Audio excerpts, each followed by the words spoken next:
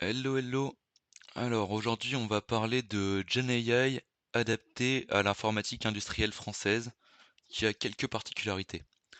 Premièrement, on a le RGPD. En tant qu'Européens, on est particulièrement contraint et forcé de suivre une réglementation complexe dont les conséquences font trembler les comptables des grands groupes. Ça, c'est les moyens. Les résultats qu'on cherche à éviter, c'est les piratages, les fuites de données et dans une certaine mesure les ingérences étrangères.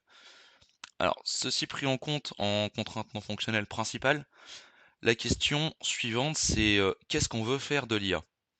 Actuellement, on utilise des solutions classiques américaines avec tous les leviers qu'on connaît, donc les systèmes prompt, les personas, les copilotes instructions selon comment on les appelle, les bonnes pratiques de prompt engineering, donc l'outil copilote permet de bien gérer le contexte. On diversifie également les modèles en fonction des tâches et des affinités, donc personnellement j'aime bien Gemini. Et on utilise Copilot dans l'interface GitHub pour provoquer des reviews plus ou moins automatiques. On utilise les suggestions inline. En partie, moi je les utilise pas. Mais dans cette description, on est seulement utilisateur. L'entreprise subit les évolutions des modèles et des outils et elle doit absorber celles-ci. Les évolutions, pour rappel, c'est également le pricing et les risques de sécurité et les risques légaux. Donc par exemple, il y a OpenAI qui a littéralement changé ses conditions et qui possède désormais accès aux découvertes réalisées en utilisant leur API. Alors ce qui paraît plus souhaitable pour une entreprise, c'est une solution qui évolue dans son sens, quand elle le décide, pour un tarif prédictible et sans risque de régression. On aimerait également que le modèle comprenne les besoins de l'entreprise, ses outils, ses données, et possède une mémoire collective des recherches des utilisateurs. On aimerait également un historique complet des usages de ce modèle à l'échelle de l'entreprise pour en réutiliser les meilleurs. Maintenant qu'on a énoncé le problème, on peut passer à la solution actuelle. Il y a une part de la GenAI qui concerne les LLM locaux. Alors ça permet beaucoup de choses, notamment une souveraineté totale et des données qui sont jamais hors site. Le plus simple pour éviter les fuites de données, c'est de déconnecter une machine de l'extranet. L'IA actuellement, c'est un énorme risque de sécurité. Ça reste à ce jour vulnérable aux injections durant l'entraînement et lors de l'usage. Et il n'existe aucun modèle qui soit protégé. Les expériences les plus menaçantes ont prouvé qu'on peut provoquer des comportements dans le futur. On peut les programmer. Alors maintenant, imaginons une solution hébergée, déployable en réseau local, et c'est ce que je suis en train de vous montrer maintenant. La démarche d'installation et de réglage, elle est disponible par internet, on en voit une petite partie dans cette vidéo, et elle est relativement simple. On va pas l'aborder ici. On va pas, ce que je vous montre là, c'est une stack suffisante pour répondre aux besoins qu'on a exprimés plus tôt. Donc c'est Linux, Olama, OpenWebUI et Z. Si on débranche Internet, on n'a aucun problème de RGPD, on a zéro fuite et on a une résilience plutôt béton, parce que même en cas de coupure du réseau Internet à l'échelle mettons régionale ou du bâtiment, on pourrait quand même continuer à travailler en réseau local en utilisant Git. Le fine-tuning, c'est aussi une possibilité qu'on n'a pas avec GitHub Copilot. Là, on peut inclure notre dataset, nos logs, notre jargon en une vingtaine de minutes.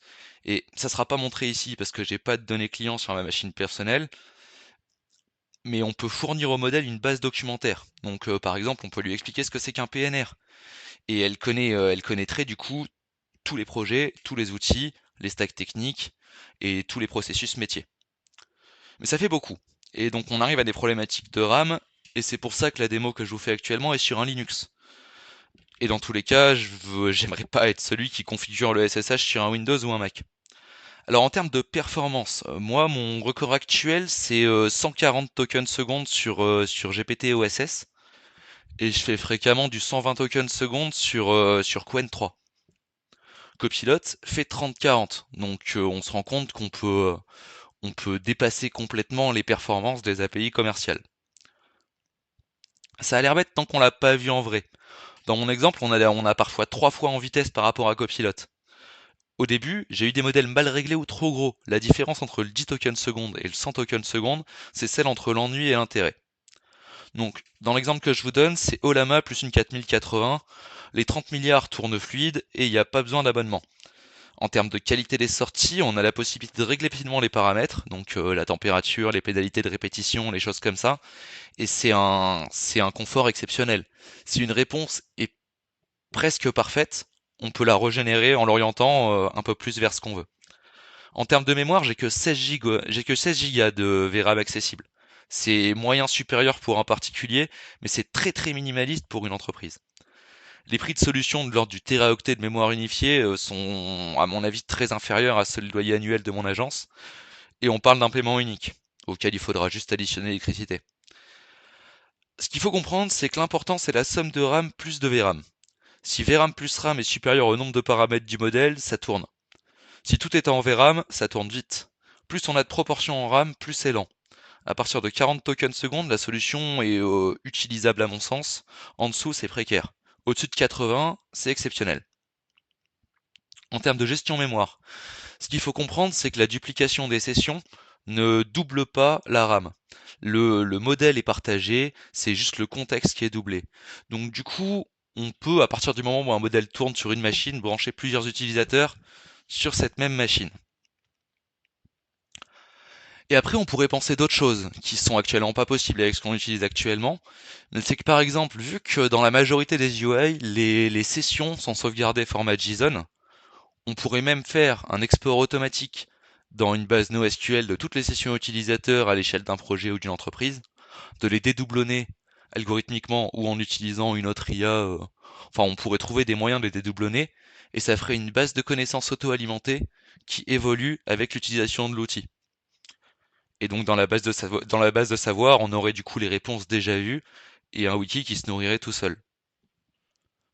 Ça pour l'instant c'est qu'une hypothèse, mais on peut au moins reconnaître la facilité de mise en place.